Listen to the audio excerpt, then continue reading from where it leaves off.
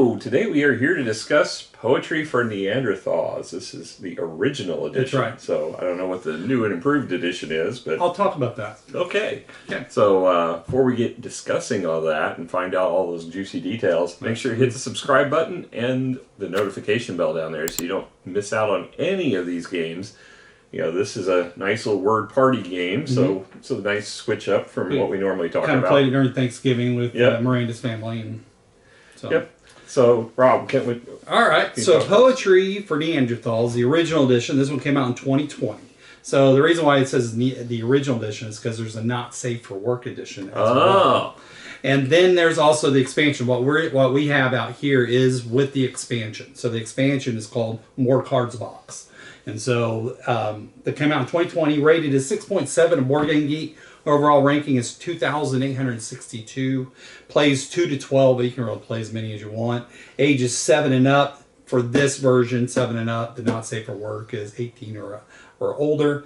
It says it plays in 15 minutes, but you can play it as long as you want, really. It's designed by Elon Lee, art by Matthew Inman and Elon Lee.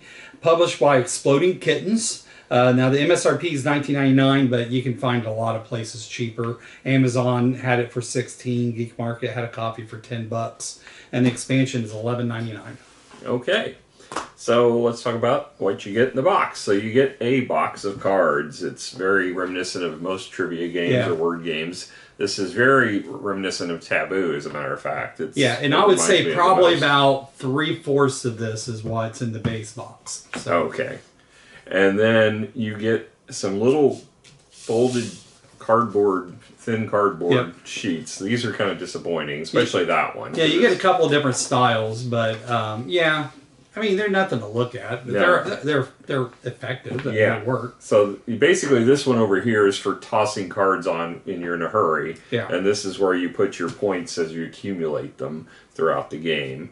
And you have two teams, Team Glad and Team Mad, that are fighting. So it depends on whether they're smiling or frowning. Right. So you pair up all your happy people as one team. Then all the other sad people. And then all the people that will be with me, right? For the mad ones. And then you also get this amazing no stick. Yes. So I was having fun watching you try to blow it up. So yeah, I was out of breath. Yeah. So that's basically kind of like the Taboo buzzer if you've played Taboo. And the timer. And we have the timer. So, as far as what you get in the box, there's nothing outstanding about this. The box itself is actually the nicest piece, the fact that it stores the cards. I'm probably going to give it a 5. I don't think there's nothing special. 5 is about accurate. Yeah. All right. Moving on to the theme. So, I mean, it's Taboo as cavemen. So there's nothing physical about this that's going to reflect a theme. There's words. The words are actually regular English words. Yeah. The gameplay kind of has the theme built into it a little bit, but not a lot. Yeah. So I mean, nothing stands out as like Neanderthal to me in this game, except other for than the no club. stick. Yeah, you got your no stick. So which I can tell you, the teenagers had a lot of fun. I'm sure they did. Yes, Katie in particular was regressing into a Neanderthal state during the play. So you basically, if you got a bunch of teenagers, they're going to enjoy whacking each other with that stick. That's mainly what it comes down to. So as far as a theme, I can't give it more than a 5. I don't think on this either. I maybe a 5.5 because of the no stick. Yeah. So. All right. Moving to the rulebook. So the rulebook is another trifold. It's a 4-fold, but it's very simple to read and get into the game, even though there's a lot of words crammed into there. You'd think they would have put it all in one syllable words. You would think, but they didn't do that. So it tells you how basically to set up the game.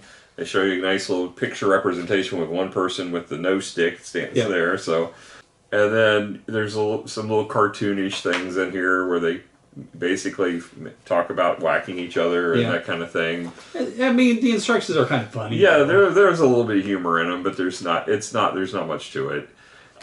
It's a simple read. You can't really go wrong reading the rules and learning the game, but then they put on here, hey, don't read these rules on the back page, and they tell you the website will teach you how to play.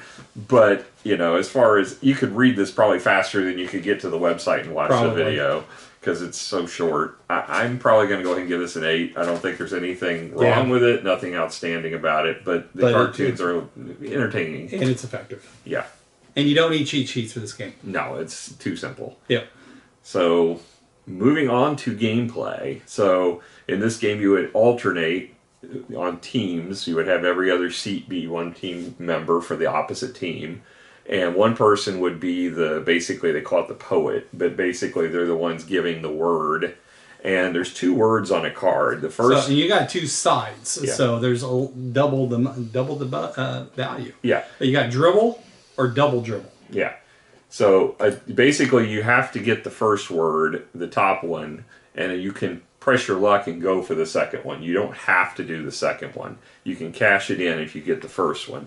But the key is you can't use any words that are longer than 1 syllable. Right. So you got to kind of think ahead as you're saying the word to make sure you're not saying something with multiple syllables because it's very easy to slip up and that's when you get whacked with the stick. You say bounce. Yeah. Ball. Yeah. But not bouncing. Nope, not bouncing. So you're trying to communicate this. Once they get the first word, you can say yes, and then they'll know it's part of the word. You cannot use any parts of either word combination as you're giving the words, much like Taboo. If you do, you get whacked with the no stick. Whenever you get whacked, this card gets tossed into the oops pile. If you get the card and decide you want to stop without pressing your luck, you throw it into the 1 pile and you draw the next card, or you can stop if the timer's running out. If you decide to press your luck and go for the second one, and you still have time to do it, you have time to do it, and you get it right, you can throw it into the 3 pile. And then after your time runs out, you're going to add up your 1 points and your negative ones. And you're going to put them into, you're going to add it up, but it doesn't matter until the end of the game, but you're going to pile them into the storage for each one of those so that at the end of the game, which can be played over however many rounds you want to play this. I mean, I think it's supposed to be 2 rounds is the standard. We played it, I don't know how long. We kept just going around the table playing because the teams were enjoying it so much. The fun of it is really getting to whack your friends or family with the stick. And I can tell you, some of them had way too much fun doing that.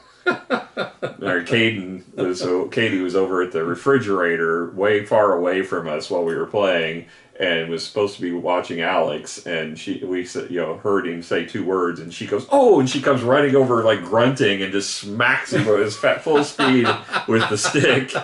I was actually afraid she was going to pop your stick.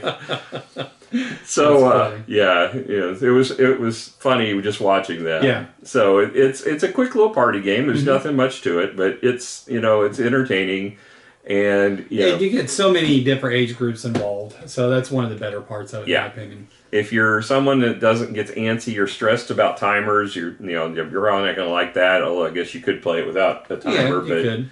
It really needs kind of the timer to end your turn on it. And then also, there's also the getting hit with the stick. If you don't like that, you don't have to do that. You don't have to do it. You could choose to just yell at them. And have them put it in the oops pile. Or, like Taboo, people used to use the buzzer with that, and that's where things got really annoying because they would put it right in your ear and buzz on it. So, but yeah, I think this is, a fun little party game, and it's definitely one that was a big hit at Thanksgiving. I'm glad you brought it. This is Rob's game, not mine. So I'm going to go ahead for the amount of fun people had at it. It's not the kind of game we typically would play. Right. But with the group that we had, I'm going to give it a 7.5. I think the teenage group is the sweet spot for this, which makes me really, really nervous about the fact that there's an over 18 version of it. I mean, I guess if you have the right crowd. I was going to say probably when alcohol gets involved, that's when that game would come out. Yes, because I definitely would not want the teens playing that with me. At least I'm guessing there's words in there I would not feel comfortable playing with them on. But yeah, I mean, everybody had a good time. So what are your thoughts? I unfortunately had to leave a little early, so I didn't get to play with your family. But I have played it, and I've always thought the one time I got to play, I had a good time with it. It's fun. Okay. Like you said, it's very simple and lighthearted, and with the right crowd, you're going to have an amazing time with it. Yeah, I thought it was fun. Just lighthearted fun. That's all it is. Well, you scoring it? I think I'll give it a 7. Okay. Yeah. All right. Well, that is our thoughts on poetry for Neanderthals, or that our thought for game For score. Yeah, caveman. Yeah. All right. So, caveman. Wait a minute. That's a one word. No, it's 2 words, isn't it? No, it's one word. Compound. Whatever. Compound. No, see, you need to walk for a compound. So, there you go. All right, we're regressing. No.